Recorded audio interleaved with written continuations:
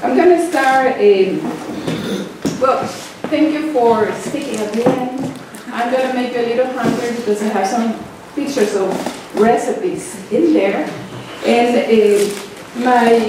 for those of you who don't know me, my name is Nadia Navarrete Tindall. I work for Lincoln University in Missouri, which is an 1890 institution. You might all know, most of you might know, but it's a formerly black university. And I work with all these, Paul Weber is one of our farmers that participated is participating in this study. So, and I would like to acknowledge that this project, specific project about white lakes, is done funded by the Missouri Department of Agriculture and also the NIFA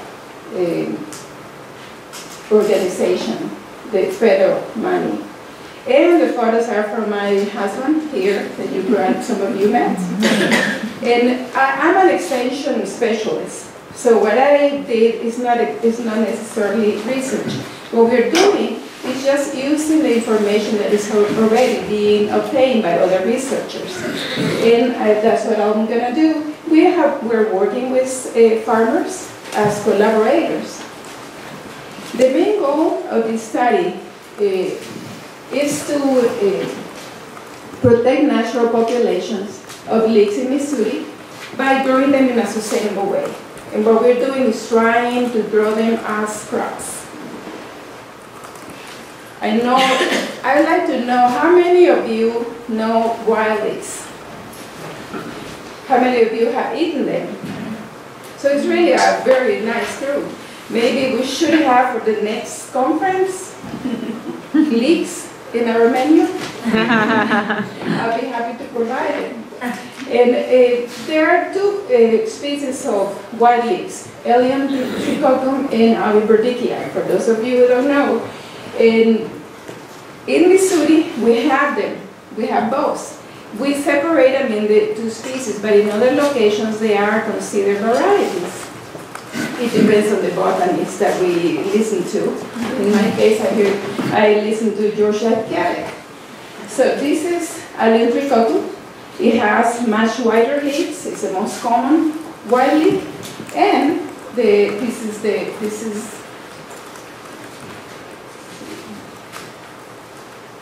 in the middle.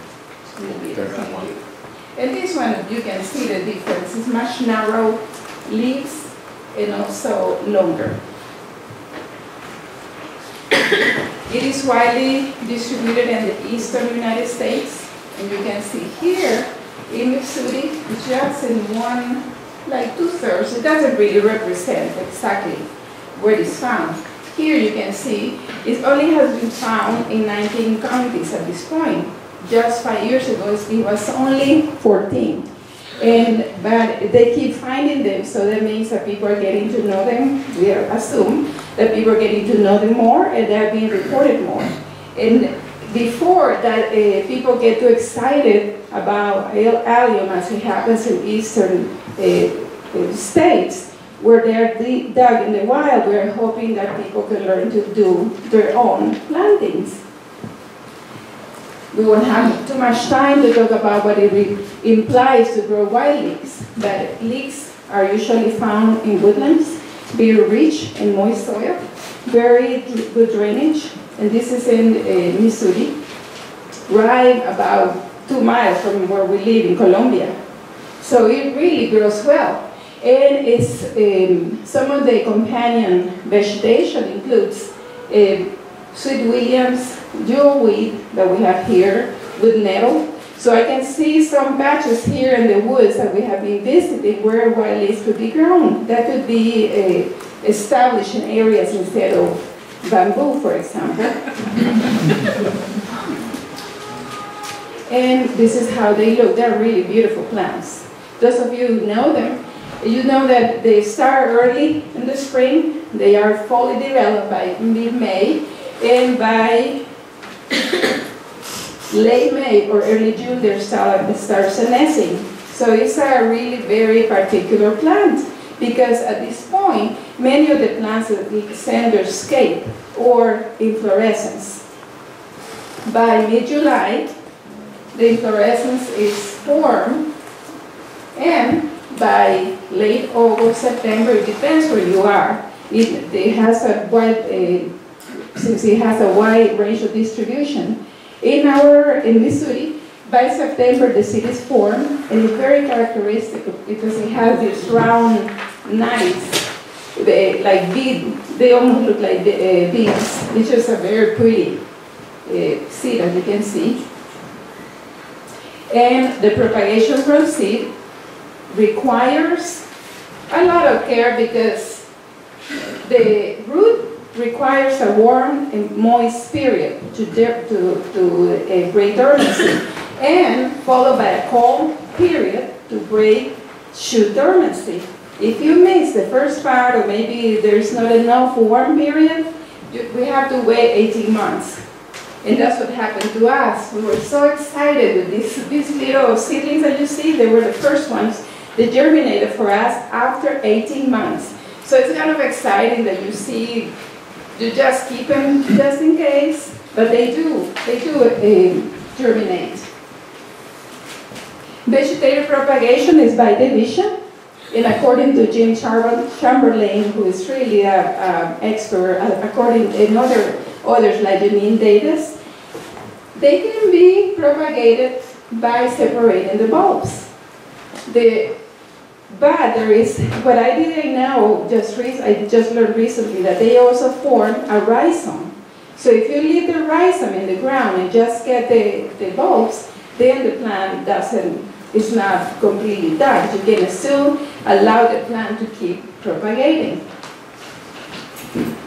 The prices of wild leaf can be high, $10 to $17 a pound.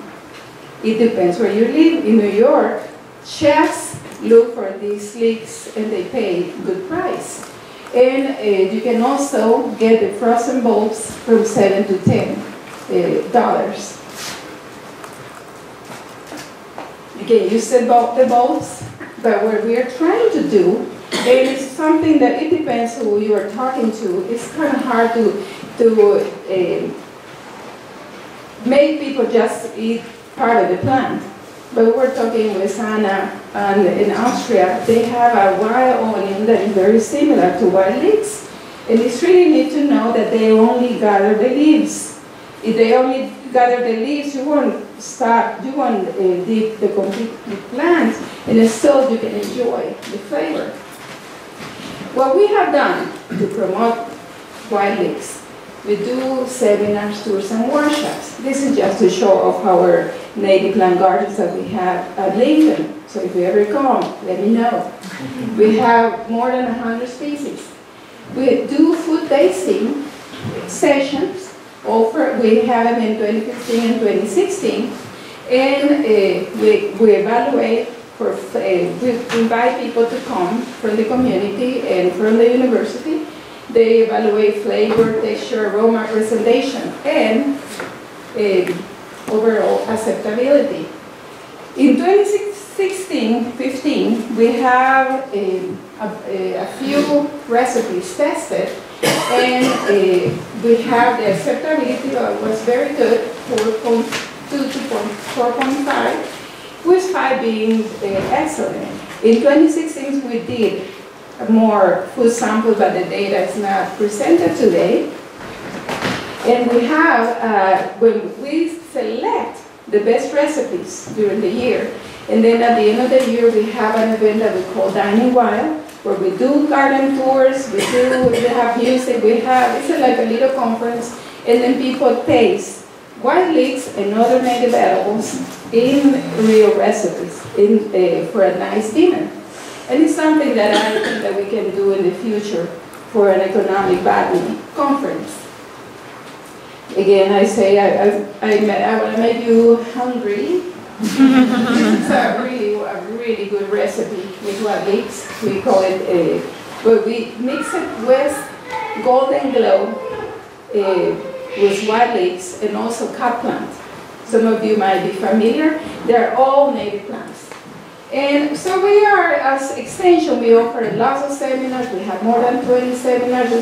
At this point, we have included 300 people, and about 40 of them are farmers. We have demonstrations in farms, in parks. We use boats. We also evaluate, we do some data, and the farmers help us. And we have, this is our youngest and oldest of the farmers. And we have them in raised beds as demonstrations, and you can tell who is using that bed too. That's a real bed for him. And the potential impacts is to increase the value of woods for people that don't have too much money. We work with minorities and also with underserved populations. And we're hoping that by growing these leaves in the certain woodlands, they might just leave them alone, and it's still good for the environment and for their own income. And so the next steps are to continue evaluating the recipes. We continue evaluating other species, and some of them are here. I mentioned the two, a golden glow cut plant, and I know that some of you have tried them before, but I assume that, I think that they can be, there's more potential for them. And this is these are the records that I use. And just lastly, I have a few handouts for you. We have so limited time to talk about these, but they will be in the back, so feel free to gather them if you have any questions.